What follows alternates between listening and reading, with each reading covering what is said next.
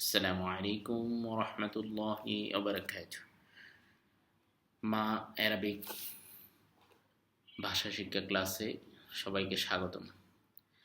আজকে আমরা যে বিষয়টা পড়ব তা হচ্ছে জুমলা। জুমলা হচ্ছে সেন্টেন্স মানে বাক্য।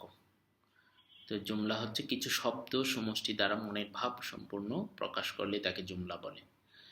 মানে মনের যে একটা ভাব এটা যদি আরেকজন বুঝতে পারে যে শব্দের মাধ্যমে, হ্যাঁ, যে শব্দ সমষ্টির মাধ্যমে তাকে বাক্য বলে।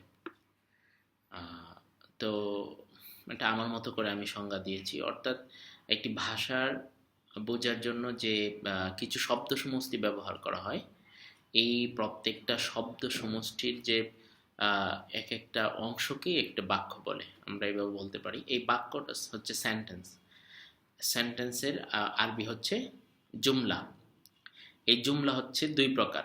আমরা গতকালকে জুমলার পরিচয় এবং কয়েকটা উদাহরণ দিয়েছি, আজকে আমরা সরাসরি প্রকারে চলে যাব। জুমলা প্রকার হচ্ছে, আমরা প্রথমত জুমলা হচ্ছে দুই প্রকার। জুমলার প্রকার, জুমলা দুই প্রকার। জুমলাতুন খাবরিয়া, একটা হচ্ছে জুমলাতুন খাবরিয়া, মানে হচ্ছে অ্যাসার্টিভ সেন্টেন্স যেটাকে বলে, মানে বর্ণনামূলক বাক্য, বিবৃতিমূলক বাক্য। আর জুমলাতুন ইনশাইয়া, এটা হচ্ছে রচনামূলক বা এরকম একটা অংশ, কিন্তু এটার দ্বারা বোঝা হচ্ছে, যেটা আরবির অনুযায়ী আমরা বুঝি হচ্ছে ইন্টারোগেটিভ সেন্টেন্স, মানে এটার মধ্যে প্রশ্নবোধক বাক্য, ইম্পারেটিভ সেন্টেন্স, অনুজ্ঞাসূচক বাক্য, আদেশ নিষেধ, হ্যাঁ, অনুরোধ, এগুলো সব বোঝাবে। অবজেক্টিভ সেন্টেন্স, এরপরে হচ্ছে আপনার প্রার্থনামূলক, হ্যাঁ, মানে এই যে দোয়া বা বদদোয়া, এই সমস্ত এই সবগুলো হচ্ছে। এরপরে এক্সক্লেমেটরি মানে আবেগ, যে হ্যাঁ এটা যদি হইতো, এই যে এরকম যতগুলো মানে সবগুলো হচ্ছে জুমলাতুন ইনশাইয়ার মধ্যে। আর বাকি এর বাইরে যেগুলো আছে তা জুমলাতুন খাবরিয়া।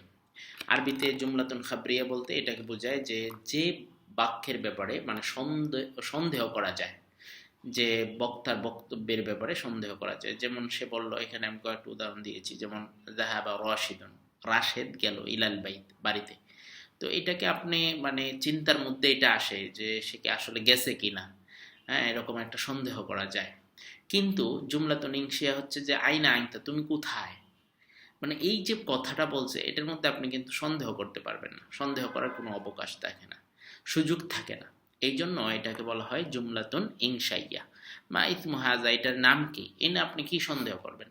কিন্তু যখন বললাম যে জাহাবা রাশিদুন, রাশেদ গেল, এইটার মধ্যে যে গেছে না না গেছে এরকম একটু সন্দেহ তৈরি করার সুযোগ আছে। রশিদুন তবিবুন, রাশেদ ডাক্তার। তো সে কি আসলেই কি রাশেদ ডাক্তার, না ছাত্র, না শিক্ষক, এটা কিন্তু সন্দেহ করার সুযোগ আছে। কিন্তু কিন্তু যেমন ধরো তুমি ডাক্তার হও, যেমন ইম্পারেটিভ সেন্টেন্স, যে তুমি ডাক্তার হও, এটার মধ্যে কিন্তু আপনার ডাক্তার হও মানে তোমাকে হওয়ার জন্য বলল, এটা তো মানে সুযোগ নাই, ঠিক না? আল্লাহ তাআলা তোমাকে মঙ্গল করুক, মানে এটার মধ্যে সন্দেহ করা যায় না। এই জন্য জুমলাতুন খাবরি হচ্ছে যার বক্তার বক্তব্যের ব্যাপারে সন্দেহ করা যায়। আর এইটা জুমলাতুন ইনশিয়া হচ্ছে যেটা সন্দেহ করা যায় না। তো আমরা এরপরে জুমলাতুন খাবরি, আমরা সাধারণত এটার নিয়ে আমরা আলোচনা করব। জুমলা কিভাবে গঠন করতে হয় এর বিস্তারিত আমরা আলোচনা করব। তো জুমলাতুন খাবরিয়া মানে প্রথম প্রকারটার, এটাকে আবার দুই ভাগে ভাগ করা যায় জুমলা গঠনের দিক থেকে আর কি, যে জুমলাতুন ইনশাইয়া আর একটা জুমলাতুন ফেইলিয়া, মানে জুমলাতুন ইসমিয়া।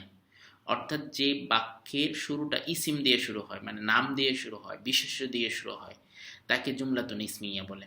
যেমন বাংলাদেশুন, বাংলাদেশু ওয়াথানুন জামিলুন, বাংলাদেশ একটা সুন্দর দেশ, ঠিক না? বাংলাদেশ, বেঞ্জালাদেশু ওয়াথানুন জামিলুন, বাংলাদেশ একটি সুন্দর দেশ। তো বাংলাদেশ একটি সুন্দর দেশ, এখানে কিন্তু বাংলাদেশ একটা দেশের নাম বোঝাইছে। আবার আহ, কি বলে, এই ওয়াথানুন জামিলুন, এটা বাংলাদেশের ব্যাপারে বলা হয়েছে, তাহলে এখানে দুইটা এটার নাম দিয়ে শুরু হয়েছে, এই জন্য এটাকে জুমলাতুন ইসমিয়া বলে। এরপরটা দেখেন জুমলাতুন ফেইলিয়া, যে বাক্য মানে যে বাক্য কোনো ফেইল বা ক্রিয়া দ্বারা শুরু হয়, মানে ভার্ব দিয়ে শুরু হয়, তাকে জুমলাতুন ফেইলিয়া বলা হয়। জুমলাতুন ফেইলিয়া মানে ফেল দিয়ে শুরু হবে, ভার্ব দিয়ে, শুরুতেই ভার্ব থাকবে।